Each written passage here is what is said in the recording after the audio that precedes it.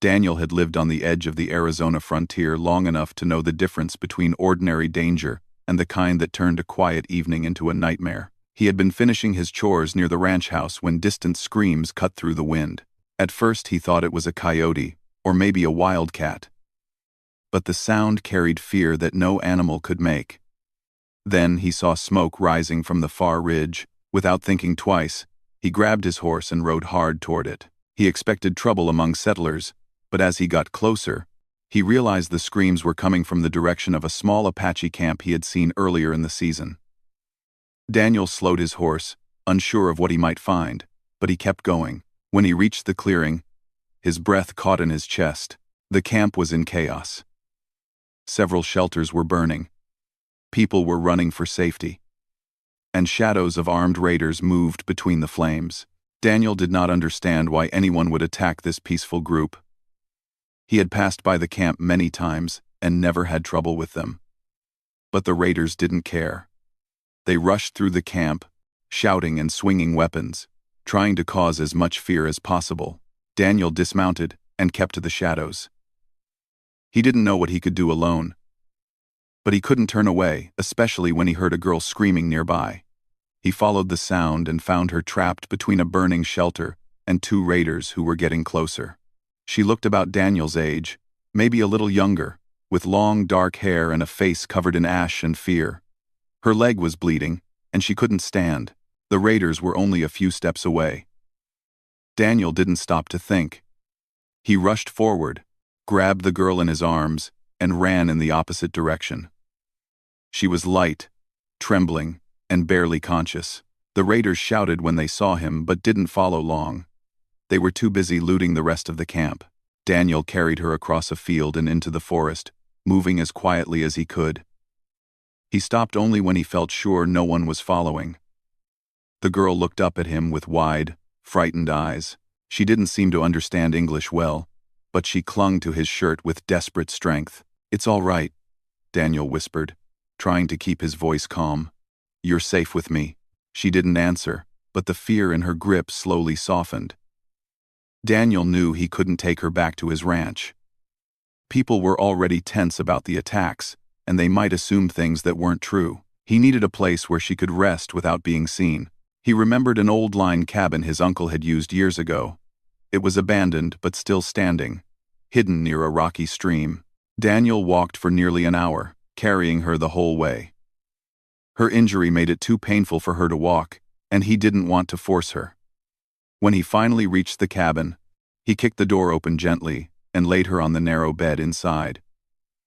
Dust floated in the air, and the room smelled old, but it was sheltered, and that was enough. The girl's breathing was uneven, and she winced every time she moved.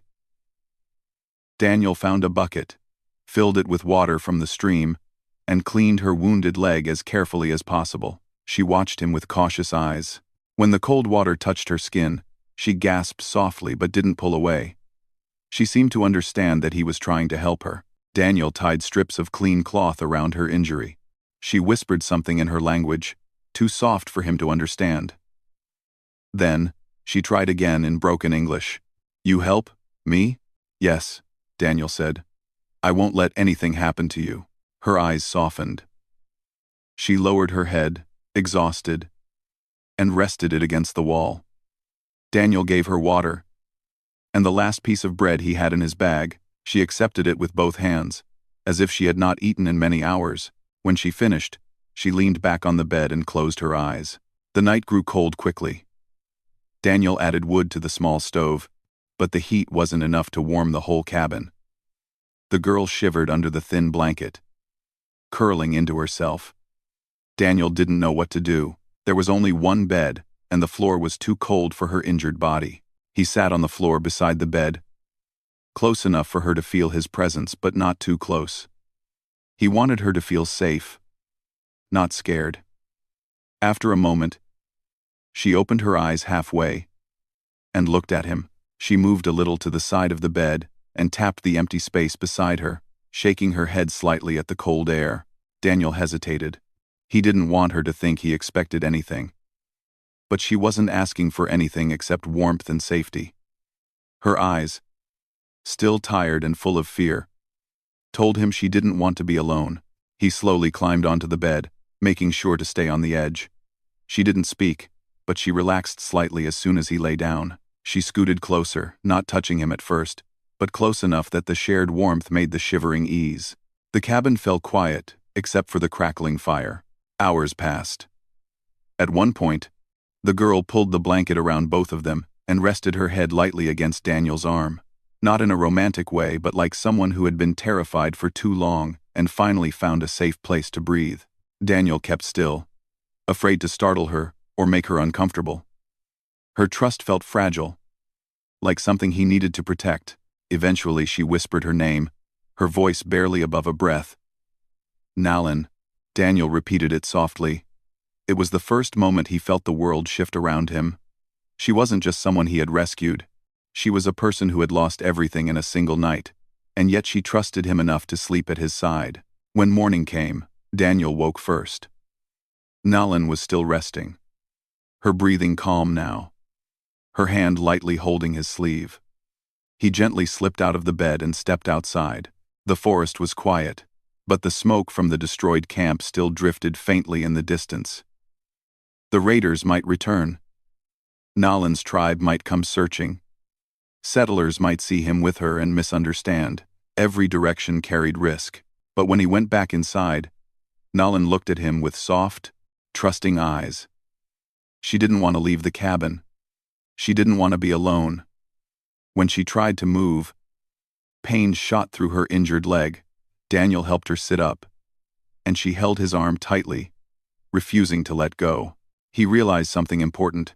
She wasn't just scared of leaving the cabin. She was scared of leaving him. As her breathing calmed, she whispered, "You safe. For me." Daniel felt the weight of those words. He had not expected his life to change when he heard the screams on the ridge. He had not expected to carry an injured girl through the night or share the tiny bed of an old cabin. But he also had not expected this growing connection, quiet, fragile, and built on pure trust. Nalin did not see him as a stranger anymore. She saw him as the only shield she had left in the world. And Daniel understood that everything in his life had already started to change. The days that followed felt unreal to Daniel. The cabin became a small island of safety in a world that had suddenly turned dangerous and confusing.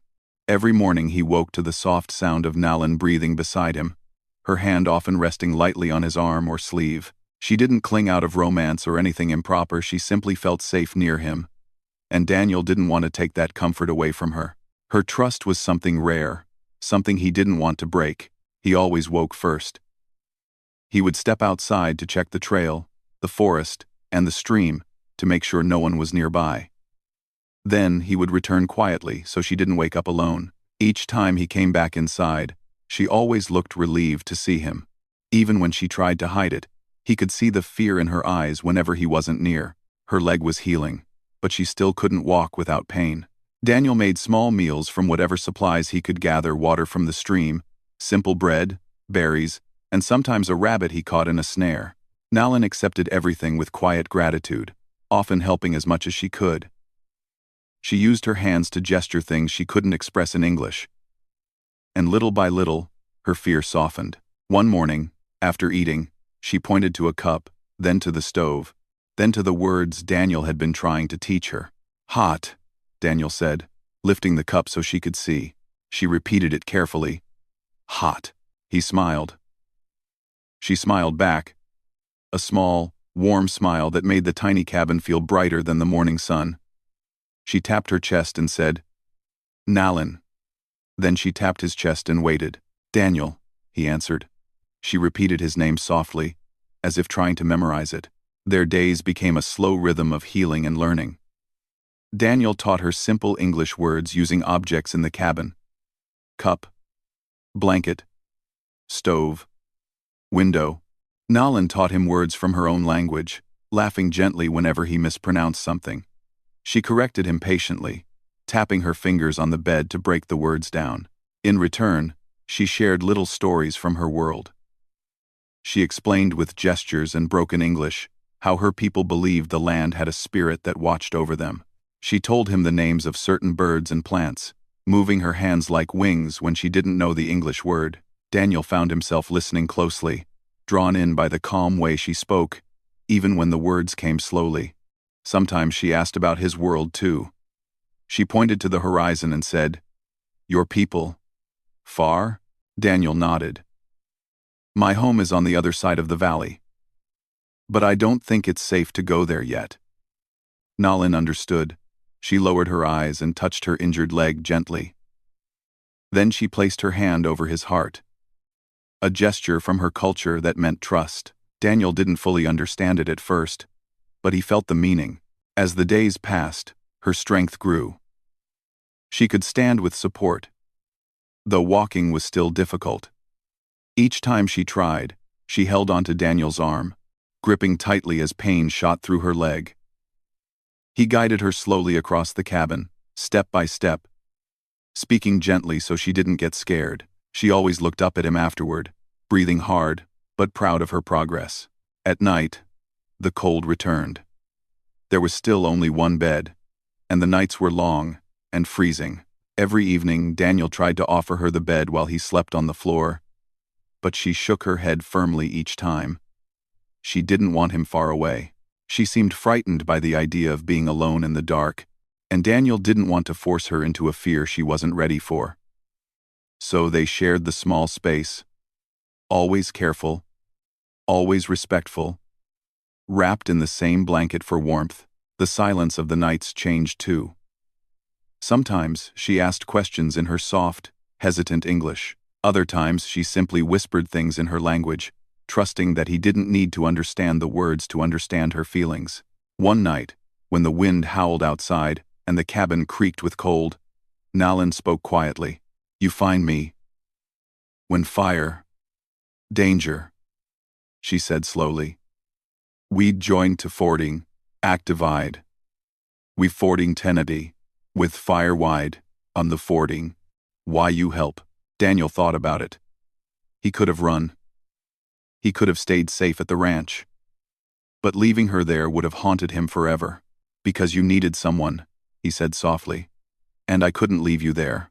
She nodded, as if that answer settled something deep inside her. She shifted slightly closer, her trust quiet but strong. As her strength returned, Daniel knew he needed to take her back to her people. It was the right thing to do. But it scared him too. He didn't know how the tribe would react when they saw a young Apache girl who had spent several days under his protection, sharing his food and shelter. They might misunderstand. They might think he had done something wrong. Even if Nalin told them the truth, emotions in tense times didn't always follow reason, but he also couldn't keep her hidden forever. She needed her family, her community, her own world. One morning, as Nalin practiced walking again, Daniel finally said, "Your people will be looking for you. When your leg is better, I want to take you back." She froze. He saw fear flash across her face, not fear of her tribe, but fear of losing him. She shook her head quickly and placed her hand on his arm. "No. I stay." Daniel's heart tightened. "Nalin, they're your family." She pointed to him, then to herself, and said softly, "You safety. You kindness. You stay with me." It was clear she wasn't refusing her people. She simply wasn't ready to let go of the only person who had given her warmth and safety since the attack. Daniel sat beside her. "I'll take you back, but I won't leave you alone. I'll explain everything. They'll listen." She stared at him for a long moment, then slowly nodded. She trusted him enough to believe he wouldn't abandon her. 2 days later, her leg was strong enough for the journey. Daniel helped her onto his horse, and together they rode toward the valley where her people lived. The closer they got, the more nervous Daniel became. But Nalin remained calm. She held his waist gently, trusting him completely. When they reached the edge of the Apache camp, several warriors appeared. They surrounded Daniel cautiously. Not aggressively, but protectively. Nalin called out something in her language, her voice strong despite her injury. The warriors immediately softened when they recognized her. Her uncle stepped forward, a tall man with steady eyes. He approached Daniel slowly, watching him with quiet suspicion. Nolan spoke to him quickly, explaining everything: how Daniel had saved her, fed her, protected her, and never harmed her. Daniel couldn't understand the words, but he understood the emotion behind them. Nolan's voice trembled when she spoke, but not from fear, because she cared deeply about being understood. Her uncle listened without interrupting.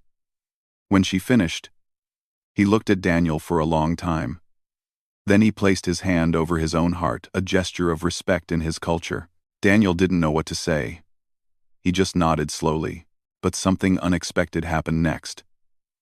As the tribe welcomed Nolan back, she didn't stay behind. Instead, she returned to Daniel's side, standing close enough that her shoulder brushed his arm. She spoke to her uncle again, softer this time, and the older man's expression changed, surprised at first, then thoughtful. After a moment, he nodded, slowly, giving his permission for something Daniel didn't fully understand yet. Nolan turned to Daniel and said in her gentle English, "I go with you. For now, I learn. Your world." Daniel was stunned. He hadn't expected her to choose to stay with him, even temporarily. He looked at her uncle, who gave a small nod of approval. Daniel knew life wouldn't be simple from here. People would talk, some would misunderstand.